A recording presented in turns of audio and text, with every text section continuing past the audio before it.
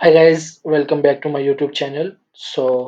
Firstly, if you have not subscribed my YouTube channel, so kindly subscribe this. So, in today's video, we will discuss the issue. For example, this app has been blocked for your protection. MMC.exe. You have seen such type of message from user account control whenever you try to open some app or some application. So basically, you have get this type of error. So it's not basically error. This is basically this app got some privacy and is blocked from by administrator. So firstly we will fix it. So let's move for fix. Firstly, in step one, we have to just go to the restart your computer.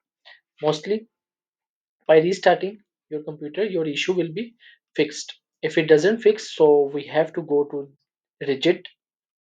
So you have to just type rigid id in search bar and click on registry editor on your system and click on yes.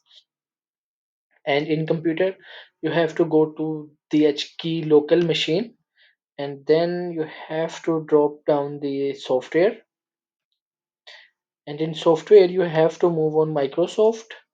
Here it is. And in Microsoft you have to go to Windows and W section. So I have to scroll down a little bit and go to Windows. Here it is, window.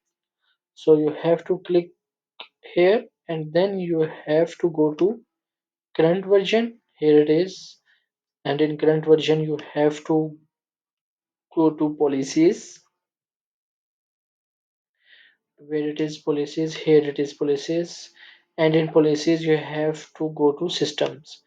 Here it is. You have to just click on system, and you will get this options from the right side, and you have to figure it out. Enable LUA. Here it is. You have to just double click on it, and in this dialog box you have to enter value data. By default it is 1, so you have to replace it with 0, and then you have to click on OK. So by doing this you will get this message: you must restart your computer to turn off user control, account control.